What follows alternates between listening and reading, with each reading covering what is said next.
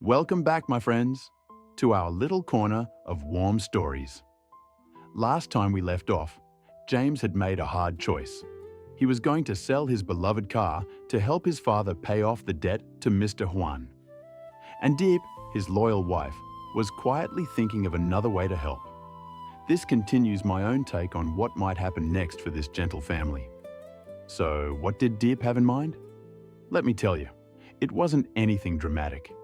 It was something simple and beautiful, the kind of idea that only comes from a heart full of love. The morning after they returned home, James was already on the phone, arranging to sell the car. His voice was steady, but Diep could hear the sadness underneath. That car had carried so many memories. She watched him from the doorway, and an idea slowly took shape in her mind. That afternoon, she sat beside him and took his hand. "James," she said softly, "before you sell the car, let me try something first." She had been saving too, little by little, over 2 quiet years. Money from selling eggs from her chickens, money from helping the ladies in the neighborhood with their sewing. It wasn't a fortune, but it was something. "I want us to keep the car," she said. "It means too much to you. Let's pay Mr. Huan together, a little from my savings, a little from your work. We don't have to lose everything we love to do the right thing." James was speechless.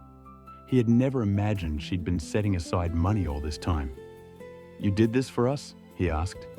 Diep just smiled. "For our family." Here's what I find beautiful about this. Diep never made a show of her sacrifice. She didn't announce it. She simply held it quietly, the way you hold a candle against the wind, until the moment her family needed the light. And so they made a plan together. They would visit Mr. Huan, explain their situation honestly, and ask for a little more time. James would keep working. Diep would keep saving. And Ni would keep being the bright little soul that reminded them both why all of this mattered. The next morning, James dressed in his best shirt. Diep tied Ni's hair, just as James had done on their trip. They were going to face this difficulty the way they faced everything now, together. But here's what surprised me.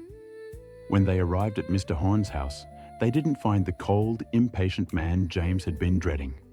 They found something else entirely. Mr. Huan was an older man, tired and worn, sitting alone on his porch. And the moment he saw this young family standing at his gate, holding hands, his stern face began to soften. Because he too knew something about love and loss. What happened next would change the way James saw his whole burden. But that's a story for the next part. Last we left off, James and Diep had arrived at Mr. Huan's house, ready to face the debt together. And Mr. Huan, that tired old man, looked at them with eyes that held more than they expected. James spoke first. Honestly, gently, "Mr. Huan, I came to talk about my father's debt. I don't have all of it yet, but my wife and I, we've been saving. We want to pay you properly with respect.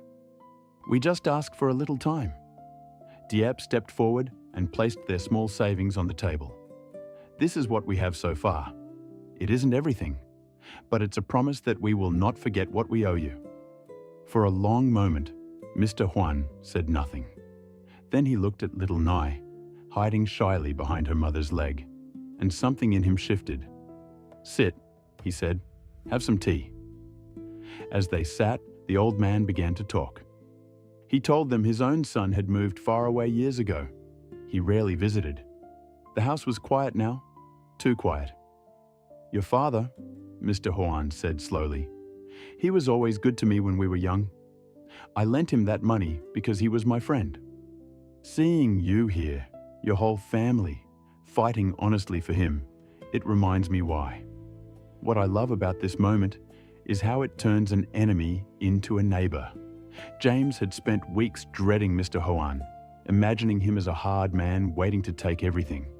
But fear paints monsters where there are only lonely people. And kindness, real kindness, washes that fear away. Mr. Huan looked at the small pile of savings, then pushed half of it back across the table. "Keep this," he said. "Pay me the rest slowly whenever you can. no interest. Your father is my friend, and you are good people. I would rather have neighbors I respect than money I don't need." Diep's eyes filled with tears. James could hardly speak. "Thank you," he managed. "You don't know what this means to us." Mr. Huan waved his hand, but he was smiling now, the first real smile his old face had worn in a long while. "Bring the little one to visit sometimes," he said. "An old man gets lonely." And then something beautiful happened. Nai, brave little Nai, walked right up to him and offered him one of the fruits from her pocket, left over from their trip. The old man took it with shaking hands, and for a moment, the quiet house felt full again. They left that afternoon lighter than they'd arrived. The car was safe, the debt was manageable, and somehow they'd gained a friend. But the journey wasn't quite over, because James had one more promise he wanted to keep, and this one was for his father. On the drive home, James was quiet, but it was a peaceful kind of quiet. Diep watched the road roll by and felt something she hadn't felt in a long time: hope. Real, steady hope. "You know," James said, "I've been so focused on the debt that I forgot the most important part. My father. He's been carrying his shame about this money for so long. I want to tell him it's going to be okay." His own father, the man whose troubles had started all of this, had been living under a cloud of worry. James decided it was time to lift it. They wouldn't just solve the money, they would heal the family. When they reached his father's home, the old man was sitting outside, his shoulders bent with worry. He'd heard James was going to sell the car for him, and the guilt of it weighed on him terribly. As they walked up, he could barely meet his son's eyes, but James knelt beside his father and took his hands. "Dad," he said, "the car is safe. Mr. Huan and I have made peace. He's giving us time. You don't have to carry this alone anymore." The old man's face crumpled. "I never wanted to be a burden to you," he whispered.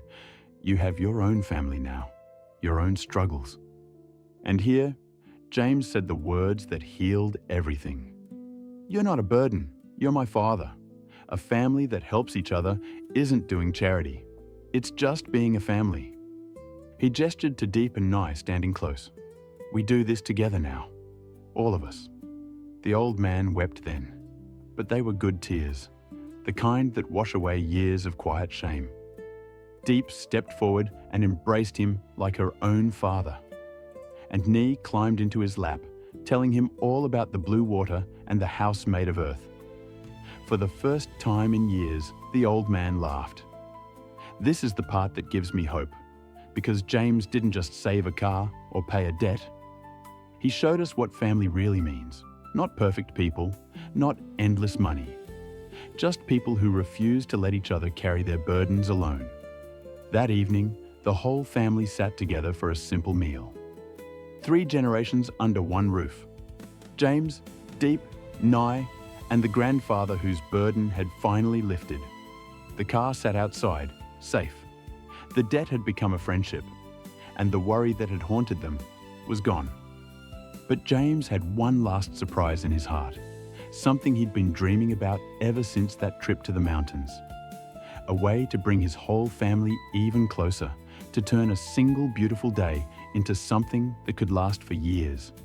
And what I believe comes next will be the most beautiful moment of all.